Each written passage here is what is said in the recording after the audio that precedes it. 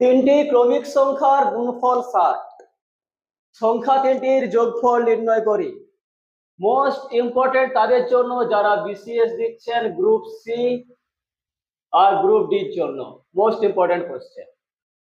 অঙ্কটাকে অনেকভাবে করা যায়, তবে সবচেয়ে সহজ পদ্ধতি যে আছে, যে গুণফলটা দেওয়া থাকবে সেই গুণফলটাকে উৎপাদকে বিশ্লেষণ করে নিতে হবে। এখন যদি আমি 60-এর উৎপাদকে বিশ্লেষণ করি কি পাবো?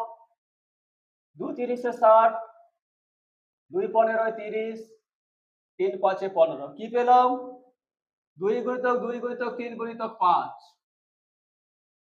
এবারে এই উৎপাদক গুলোকে এমন ভাবে সাজাবো যাতে করে কি হয়, তিনটি ক্রমিক সংখ্যা পেয়ে যাই। এখানে 5 আছে, এখানে 3 আছে, এই 2 আর এই 2 কে গুণ করলে কত পাবো? 4। 5 কে 5 লিখে দিলাম, 3 কে 3 লিখে দিলাম।